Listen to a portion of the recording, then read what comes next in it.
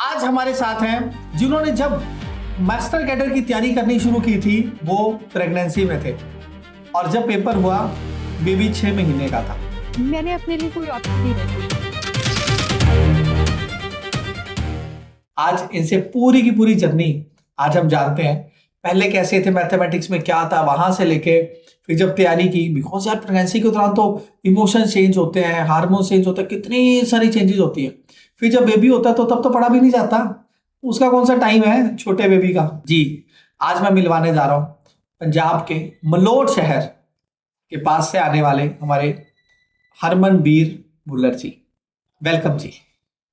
Thank you so much. Yes so बड़ा ही एक डिफरेंट एनर्जी आ गई जैसे ही आपसे बात करनी शुरू की। बिकॉज ऐसी जर्नी सबकी नहीं होती है, मतलब वो कहते हैं ना एक हिस्ट्री में लिखी जाती है, तो बिल्कुल वैसी है। Now over to you. सब बच्चे आपको सुनना चाहते हैं, जब आपने कोचिंग शुरू की उस समय माइंडसेट कैसा था, मैथ्स कैसा था, फिर वहां से लेके जो भी आपका मन है दिल खोल के बोलिए। तो फर्स्ट ऑफ ऑल मेरा नाम हरमन है। तो मैंने 2022 में अपना एग्जाम्स जो था वो दिया था, राइट। तो I was good in my studies, मेरी स्टडीज बहुत अच्छी थी, बट कुछ टॉपिक्स थे जैसे प्रोबेबिलिटी, परम्यूटेशन, कॉम्बिनेशन जो मुझे कभी समझ में नहीं आए थे। तो पर था कि हाँ जॉब तो करनी है और लेनी भी गवर्नमेंट ही है। तो तब 2022 में आई थिंक एग्जाम हुआ था और तब मेरा बेटा 6 मंथ्स का था। तो ये चैलेंजिंग जरूर था कि 6 महीने के बच्चे का कोई टाइम तो नहीं है। तो बस मेरे अंदर डिटर्मिनेशन थी कि मुझे करना ही है तो बस यही है। एडजस्ट करना था, बहुत एडजस्टमेंट की जरूरत थी एक्चुअली। तो मैं जब भी मुझे टाइम मिलता था मैं पढ़ती थी। मेरा बेटा सो गया तो मेरे साथ मेरी बुक्स होती थी, अगर मैं किचन में काम कर रही होती थी तो मेरे कानों में आपकी वीडियोस मैं हमेशा सुनती रही। मतलब कोई अगर मुझे 2 मिनट भी मिलते थे तो मैं उसमें कोई ना कोई टेस्ट ओपन करके कोई क्वेश्चंस पहले लिख के रख लेती थी कि ये डिफिकल्ट है, तो चलती फिरती बस एक आधा क्वेश्चन सॉल्व कर लिया। मतलब ऑल द डे वो चीजें मेरे दिमाग में सर्कुलेट होती रहती थी। सो जो रिकॉर्डेड वीडियोस थी वो मैं कंटिन्यूसली सुनती थी। मतलब पहले नोट्स मेरे बने हुए थे, जैसे बेबी के होने से पहले मैंने नोट्स बना लिए थे। तो जब एग्जाम डिक्लेयर हुआ तो फिर तो मतलब कोई टाइम ही नहीं था, रात दिन मेरे लिए तो एक जैसा ही था। तो जब भी मुझे टाइम मिलता था मैं करती थी। अम, और यस, फिर मैंने टेस्ट बहुत अटेम्प्ट किए हैं मैंने, बहुत मतलब बार बार सेम टेस्ट अटेम्प्ट करती थी, मिस्टेक होती थी तो फिर शाम को वापस वही टेस्ट अटेम्प्ट करती थी। सो आई थिंक उसी में ही मेरी जो क्लैरिटी कंसेप्ट की वो आई। तो जब मेरा एग्जाम था तो उसमें से पहले 4-5 जो पेजेस थे उसमें मिस्टेक्स बहुत थी। हमारे एग्जाम्स में नियर अबाउट 14 क्वेश्चंस थे जो गलत थे। कुछ क्वेश्चंस ऐसे थे जो मैं डेड श्योर थी कि इसका आंसर यही आने वाला है, तो पर वो आंसर्स ऑप्शंस में वो आंसर्स नहीं थे। बट पर मेरी प्रैक्टिस इतनी थी कि वो क्वेश्चंस बार बार करते करते भी मैंने सारा एग्जाम दिया अपना। पूरा एग्जाम था मतलब जैसे दिया, राइट। तो वो गलत होने के बावजूद भी मेरे मार्क्स अच्छे आए, क्वेश्चंस में मिस्टेक्स होने के बावजूद भी। सो यह चैलेंजिंग होता है, पर मुझे लगता है कि जब हम डिटरमिन होते हैं कि ये करना ही है तो फिर चैलेंजेस एंड ऑल ये कोई मैटर नहीं करता। ये क्वेश्चन मेरे मन में आ रहा है, ऐसा ना हमेशा बोलते हैं टाइम टेबल होना चाहिए, एक डिसिप्लिन होना चाहिए लाइफ में, कंसिस्टेंसी होनी चाहिए। भाई छोटे बच्चे के साथ काहे का डिसिप्लिन, काहे की कंसिस्टेंसी और काहे का टाइम टेबल, वो तो कुछ था नहीं। फिर ऐसा जबरदस्त माइंडसेट कैसा बना यार? क्योंकि मेरे को आपकी बात बहुत डट के लगी। मैं बच्चों को ये तो बोलता हूँ, मेरे को बोलना नहीं पड़ रहा जो आपने बोल दिया। भाई टेस्ट लगाओ, बार बार लगाओ। मैं रिवीजन चालू में सेम टेस्ट लगाओ, बार बार बार बार करने से वो बैठ जाएगा। तो ये माइंडसेट आपका कहाँ से बना? मैंने अपने लिए कोई ऑप्शन नहीं रखी थी, बस यही था कि ये सिचुएशन है और एडजस्ट करना है और करना ही करना है। तो इट वाज डिटरमिन कि कोई सेकंड ऑप्शन नहीं है, बस यही एग्जाम है और यही क्लियर करना है और यही सिचुएशंस हैं जिनको क्लियर करना है। So this was my all. मैंने अपने लिए कोई सेकंड ऑप्शन नहीं रखा कि ये ना हुआ तो वो कर लूंगी, बस ऐसा था कि ये ही करना है, बस यार ये। पेपर अनाउंस हुआ 28 जुलाई को, 28 अगस्त को पेपर था, अपने को एक जी महीना भी नहीं मिला पूरा, जी है ना? उन दिनों की जर्नी, बिकॉज छोटा बेबी था, वो दिन बड़े इंपॉर्टेंट थे, आपने कैसे मैनेज किया? First of all I think I am lucky to have family like वो बहुत ही सपोर्टिव थे दोनों मेरे इन लॉज भी और मेरे पेरेंट्स भी तो दोनों ने ड्यूरिंग दैट 1 मंथ तो चलो उन्होंने देखभाल की तो मुझे बच्चे की टेंशन नहीं थी पर मैं सुबह से लेके शाम तक सिर्फ पढ़ती थी और ड्यूरिंग दैट टाइम मैथ्स मेला आपने लॉन्च किया था राइट तो उसमें तो पता ही नहीं चलता था कि सुबह की शाम कब तक हो गई तो कंटिन्यूअसली मैं पढ़ती थी मेरे को याद है 3 दिन तक तो हम 12 12 15 15 घंटे पढ़े थे, जी ऑलमोस्ट बिल्कुल 40 45 कंटिन्यू घंटे हम 3 दिन लगातार पढ़ते ही गए थे। मैं भी रूम से बाहर नहीं निकला, बस जाता था वापिस आता था, है ना? तो आपने पूरा, मैं तो मेरा लाइव लगाया। जी और मैथ्स मेल की रिकॉर्डिंग्स मिलती थी वो भी मैंने सुनी जब वो खत्म हो जाता था शाम को 9 10 बजे फिर मैं रिकॉर्डिंग स्टार्ट कर लेती थी वो बार बार रिपीट रिपीट पे सुनती थी उससे क्या है मेरी कंसेप्ट क्लैरिटी बहुत ज्यादा हुई मतलब जो क्वेश्चन सही होता था मुझे पता चलता था ये सही है यहाँ पे मैं मिस्टेक कर रही हूँ और जहाँ पे मिस्टेक करती थी उसको मैं बार बार रिपीट करती थी अगले दिन फिर से वही मतलब जो लूप पॉइंट होता था उसको दोबारा से प्रिपेयर करने की कोशिश करती थी आई ऑलवेज टेल अबाउट तूफानी टेस्ट सीरीज बिकॉज उसने तूफान ला दिया था, खूब मॉक पेपर हुए थे आपके, है ना? जी भाई लकली और उसका ई नाम भी बुक हमने तूफानी भी रखा था। या ई बुक थी वो भी मैंने बहुत बार रिपीट में मतलब जो सॉल्व करते हैं वो तो करते ही हैं वीडियोस भी बार बार सुनी थी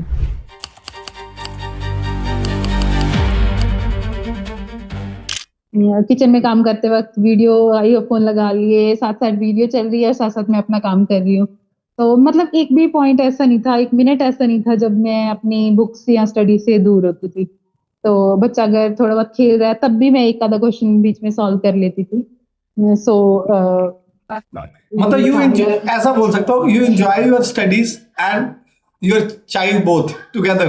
yes yes together nice combination. मतलब मेरे को गूज़बम्प्स आ रहे हैं अभी भी सुन के, ऐसा लग रहा है यार, मतलब ये लाइफ जीना, पता नहीं आपकी स्टोरी कितनी सारी जो खास तौर पे हाउस वाइफ्स है, फैमिली में है, उनको कितनी हिम्मत देगी यार। मतलब इस सिचुएशन में पेपर निकल गया है ना? सिर्फ ये और कितनी सारी चीजें आपने बड़े सिंपल भाषा में बोल दी।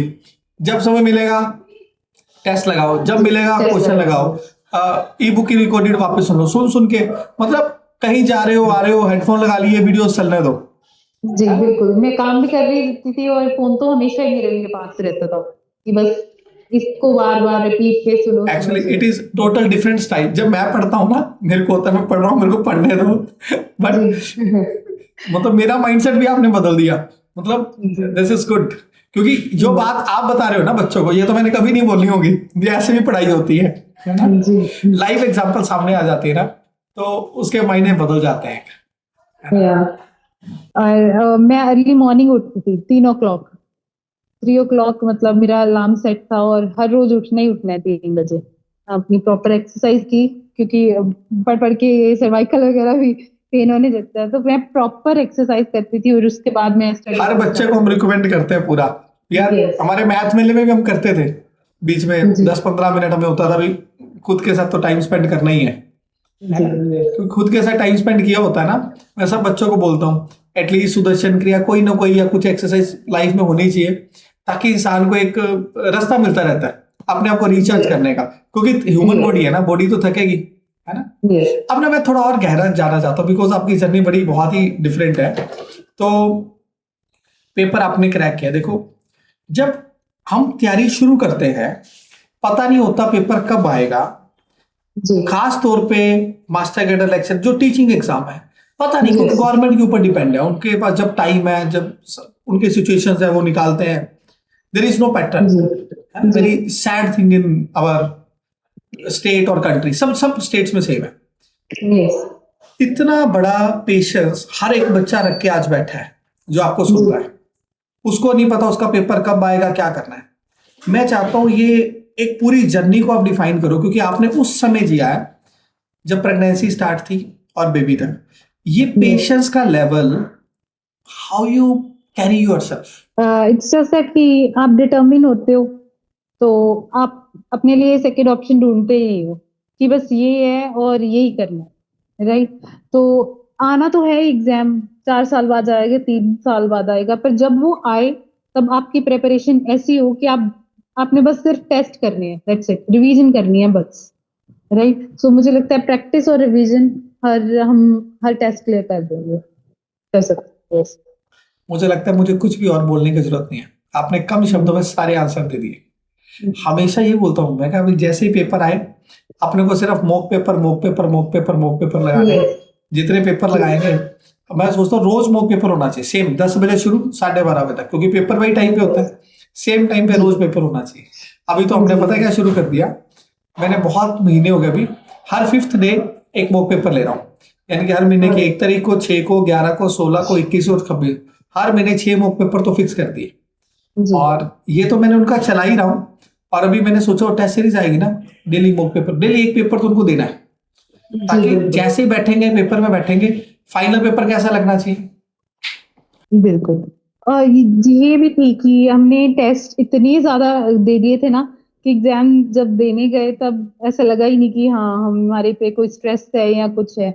बस था कि हाँ, इतना पढ़ा हुआ है, यही सिलेबस है, इसमें से ही आएगा और इसी में से ही करना।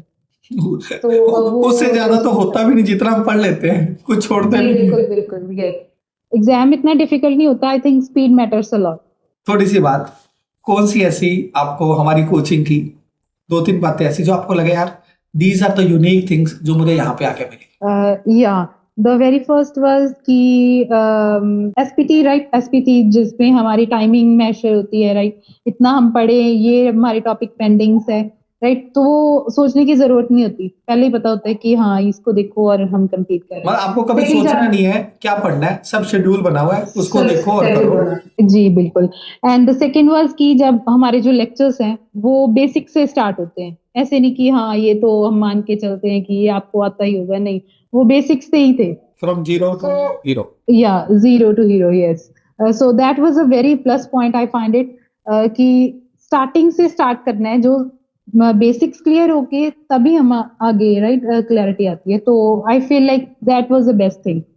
और रिकॉर्डेड लेक्चर जितने सुन सकते हैं, आई think I will recommend everybody की रिकॉर्डेड सुनो जितने सुन सकते हैं। नाइस। एक रैपिड फायर खेलते हैं आपके साथ, राइट? आपका फेवरेट मैथ का टॉपिक कौन सा है? प्रोबेबिलिटी। वही आपका सबसे टफेस्ट था। या इट वाज टफेस्ट, और मुझे बहुत इंटरेस्टिंग लगता था जब मैं बार बार करती थी। या कोई ऐसा टॉपिक जिसको आपने जीरो से हीरो तक अपना बनाया हो? Probability and permutation and combination मुझे कभी समझ नहीं आई थी, बट जब मैंने आपके लेक्चर्स सुने तो वो मुझे सबसे इंटरेस्टिंग चीज लगती थी। कोई ऐसी बात आपको जो मेरी अभी तक भी शायद याद? आई थिंक जो मेहनत आप करते हैं, राइट, मैथ्स में, आई थिंक हर किसी की बात बस की बात नहीं है कि आप सुबह से बैठे हुए हो और रात तक पढ़ाई जा रहे हो, है ना। So I feel like hard working और डिटर्मिनेशन जो आपके हैं। मैंने अभी जब मैं आपसे आज रिकॉर्ड कर रहा हूँ, ये बात कर रहा हूँ, इससे 3 दिन पहले मैंने 2 दिन पहले मैंने 13 घंटे का प्रोबेबिलिटी का मैथ्स में ले लिया। इतने बच्चों ने कहा सर हमने तो पढ़ाई छोड़ रखा था, ऐसा लग रहा था आपने वापस हमारे में एक जान भर दी, क्योंकि होता ना पता नहीं होता पेपर में। मेरा भी ऐसे थे, वो भी बेसिक से ही स्टार्ट होते थे कि पहले ये बेसिक चीज आनी चाहिए, फिर हम डिफिकल्टी लेवल पे जाते हैं।